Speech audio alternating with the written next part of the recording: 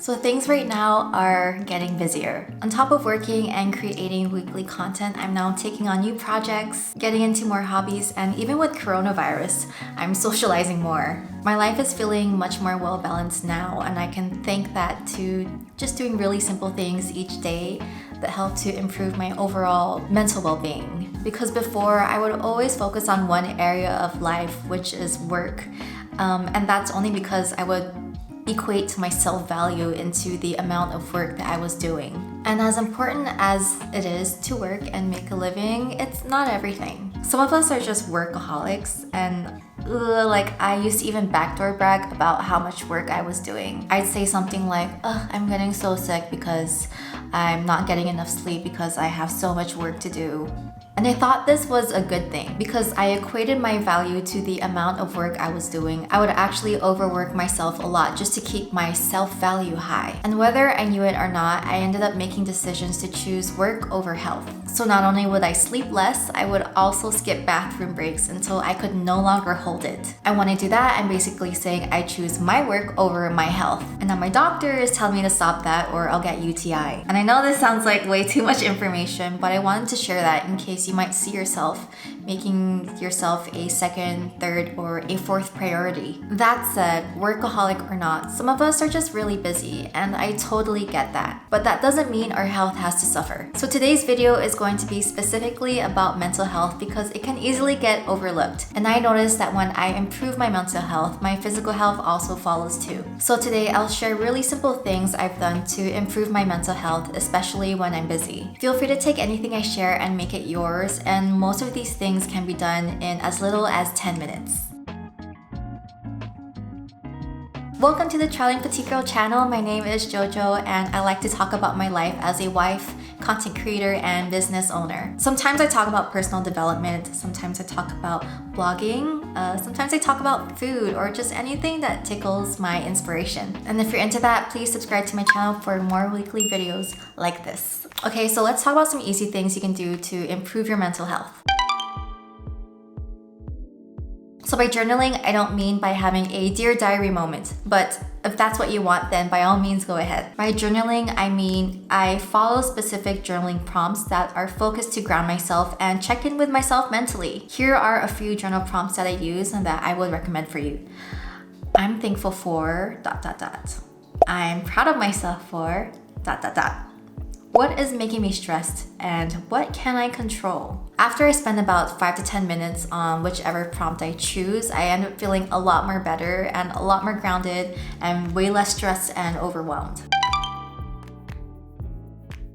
Even as a content creator, it's really important for me to create something that's outside of something that I do for content creating, like taking photos and shooting videos. So for me, I always loved the idea of drawing and painting, but I really don't know how. So I actually bought a course called Draw While You Travel, and it's surprisingly easy to follow. And even though I'm not that far into it, I still get the satisfaction of finishing and creating something, even if it's just painting little trees.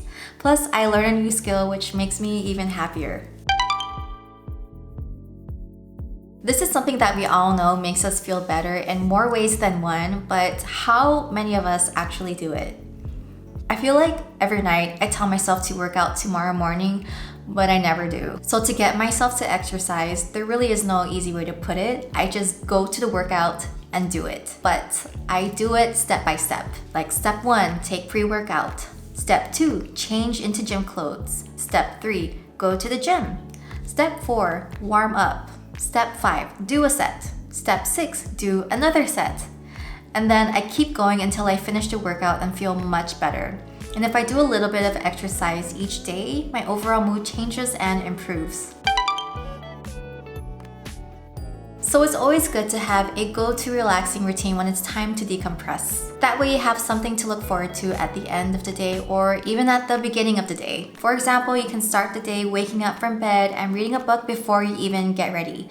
Or you can take a hot bath right before bed. The point is that I take action to put myself first before I go out there for others. For some people, this is hard to do, especially when they're used to being of service to others. And if you're one of those people, think of it this way.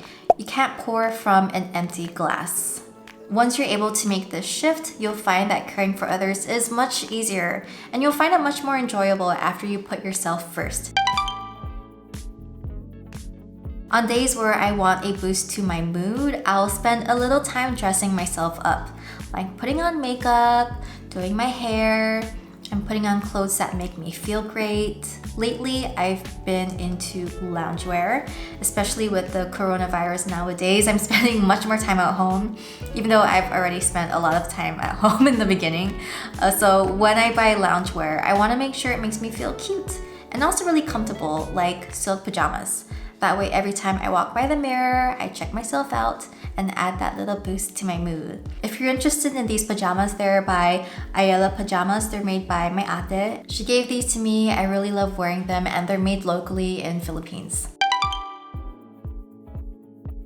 So this is really important to me. I feel like the more things I own, the heavier I feel. So I'll go through my storage and get rid of stuff that I haven't used in the past year. I used to be really good about it and go through my things once a month, but now I'll just take a small section in my house and declutter it, like my shoe storage, my bookshelf, or my pantry. That way, every little thing I declutter in my house each day slowly turns cleaner and airier every week.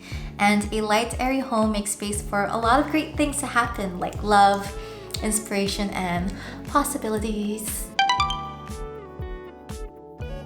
So this one doesn't take 10 minutes, but it saves me so much time. Lately, my major time wasters have been the Instagram Explore page and Facebook groups. They take up so much time, and most of the time they don't even serve me. So when I'm on these apps, I'll ask myself, is this really serving me right now?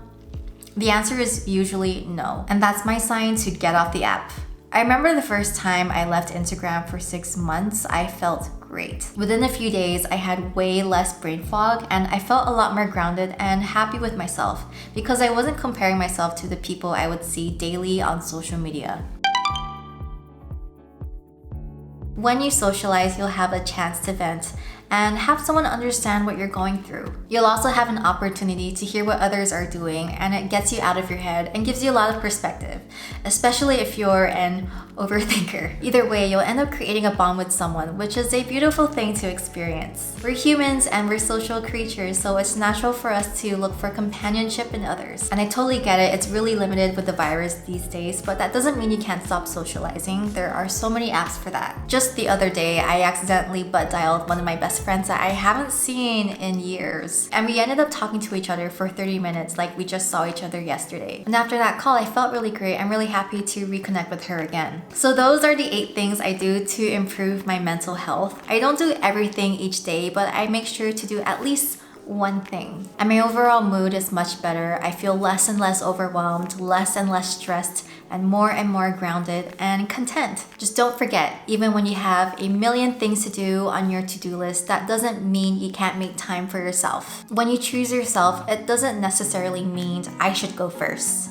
It just means I deserve this too. The source of everything going well around you is you. So show up for yourself first by putting yourself first because you matter. And once you put yourself first, everything else will start falling into place. It's called the law of attraction and it totally works, I promise. So I hope you learned something new about taking care of yourself today. And if you did, please like this video and subscribe to my channel for more weekly tips like this. My name is Jojo and I blog at travelingpetitecirl.com where I share a lot of tips to help you get out of your own way, step into your best self, and thrive in life. If you want more free resources, I invite you to sign up to my free resource library. I have a lot of things like calendars, planners, templates, and even Lightroom presets. The link will be down below and in the next clip. I'll see you next week. Tschüssi. Bye.